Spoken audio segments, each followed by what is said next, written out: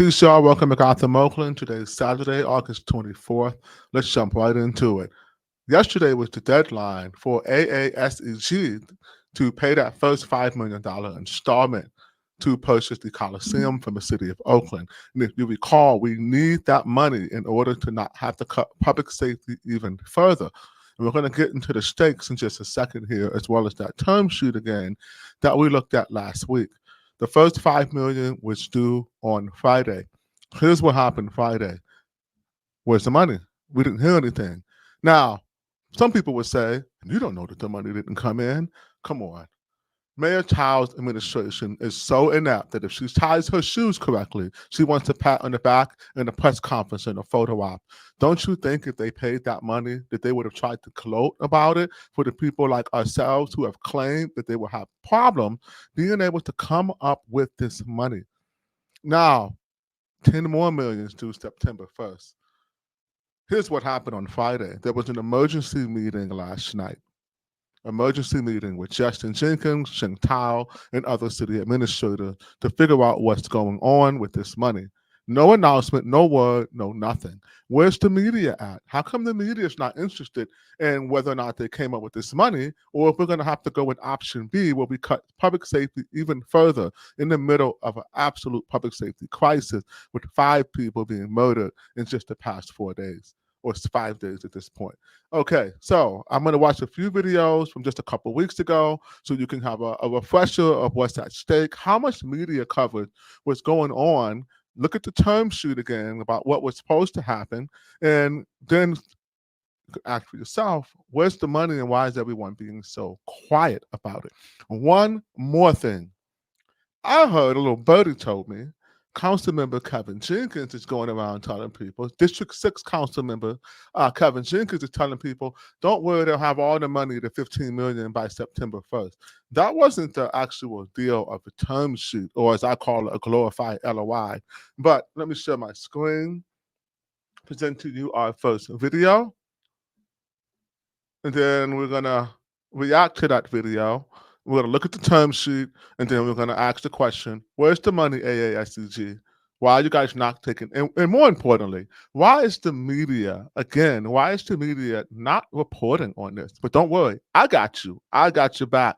You don't need to watch those or listen to those other legacy media. Just listen to Gotham, Oakland, and follow the Oakland Report, and you'll know what's going on in the city. Let me share my screen.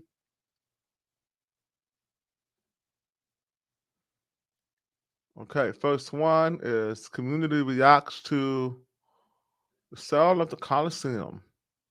Mayor claims that they've agreed to a deal to keep the police and fire station open. It involves selling the city's half of the Coliseum to the African American Sports and Entertainment Group. Our Kelsey Thorid caught up with an A's fan and business owner about that move and what they hope it might mean.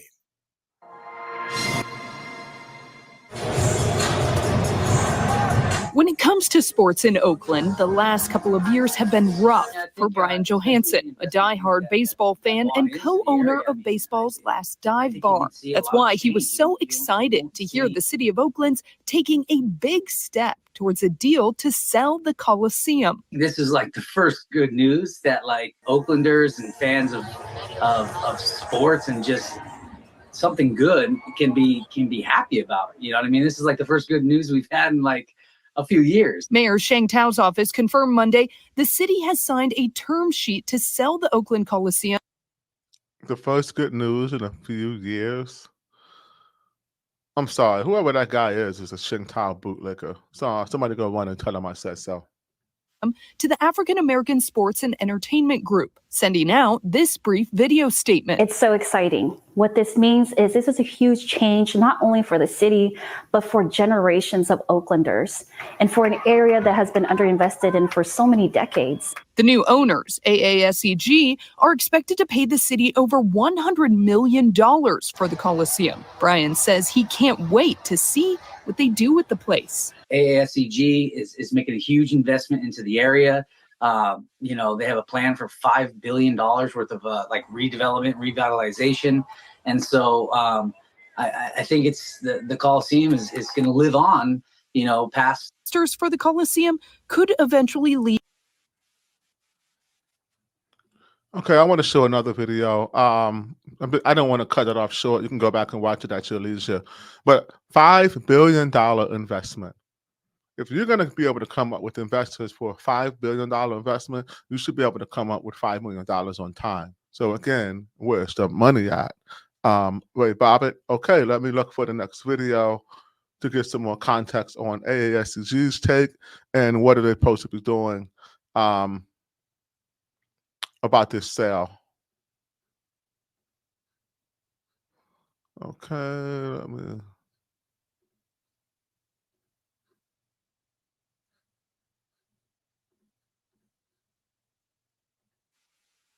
Group is one step closer to turning the Oakland Coliseum into a housing and entertainment hub. This really gives us a chance to get down into the details of exactly how this development will work. The group's founder and manager, Ray Bobbitt, announced a tentative deal with the A's to buy the team's interest of the Coliseum for $125 million. Bobbitt's group recently purchased the city's half just last week for $105 million. This unlocks the opportunity to actually move development forward sooner. Obviously, this site has had an undivided interest for so long and hasn't been owned by one entity since its existence. The A's are leaving to West Sacramento next year. This is their last season at the Coliseum. And with Ray and his group now gaining full control of this site, the question is, how soon will we see changes? When you look at it in phases, you might start with the arena and say the arena could be a centerpiece to what they call sports and entertainment tourism. Like you have in LA Live, where the Staples Center is the center point. You have the restaurants around it. However, not everyone is thrilled with this sale. The Oakland Police Officers Association is concerned over how the A's got more money than the city. I don't recall seeing the city ever come out and saying what the value of the property is, and that's another concern to me. That's because we've never had an appraisal.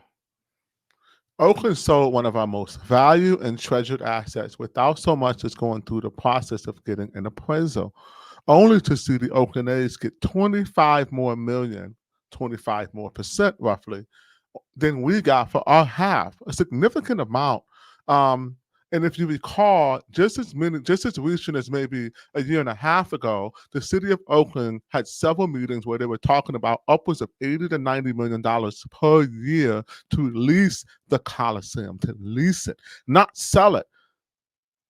Let's listen to the officer in the win. Good guy, really smart guy. I've known him for a long time. Officer in the win is the current head of OPOA, Oakland Police Officers Association. He used to be in charge of all the permits for city festivals, etc. So anybody in entertainment for Monday Oakland Festival and Black Joy Parade and all of that other stuff, we had to work with Officer in the win a lot. He cares deeply about Oakland and the city. And let's listen to what he had to say about this deal. To me, that the A was able to sell it for $125 million and the city of Oakland sell it for $105 million. Bobbitt says the A's half was always going to cost more because the A's invested more into the site. The reason why it was different is not because it was a fundamental difference between each side negotiating better than the other. It was just having to take into consideration what the A's had already put in. As the focus shifts towards redevelopment, both sides say whatever happens should be about the improvement of Oakland. It's very hard to be anything but excited about it from a regional perspective and from a cultural and historic perspective. The sale still needs approval by the County Board of Supervisors, but Bobbitt expects them to sign off on the deal. In Oakland, Ryan Curry, ABC 7 News. Well, they got the deal. They signed the term sheet. Let's look at that term sheet real quick. Let's look at that term sheet. All right. Purchase and sale of Oakland's interest in the Alameda County Coliseum Complex, July 29th. Within 5 days of the execution, we are supposed to get $5 million. Where's the money? We haven't got it yet. Then by September 1st, we're supposed to get another $10 million. 2 short months later, $15 million. And then on January 15th, another $33 million in the next 4 months or so. It's a lot of money to come up with in a time where people are not invested in Oakland due to a public safety crisis that doesn't seem to have an end in sight. Now, maybe after the election, when Qing Tower is recalled, people will be willing to invest in Oakland, but not until then. I don't see people invested in Oakland until we've actually created a safe and livable city where people want to do business at, and businesses are not failing like they're doing right now. One more thing about this term sheet that I'm calling a glorified LOI. It is insanely weak. There are no penalties. They could actually sue the city theoretically for any portions of this installment back if the deal doesn't go through. It doesn't say that we get to keep this money. And then a lot of the community benefits, if you remember, we went through this before, but the community benefit section are pretty vague. Let me.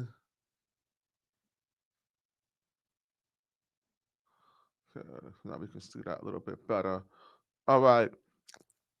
All these things they sound great, but they just call for a good faith negotiation. More hopium, more performative politics and pandering. I want to see some substance from this deal. I would love to see this area develop, especially by a Black-owned business. But what I'm seeing right now is a lot of red flags, if you will. The first red flag being, where's that money? Yo, I swear it's only up from here. Yo, I swear it's only up from here. Yo, I swear it's only up from here. Yo, I swear it's only up from here.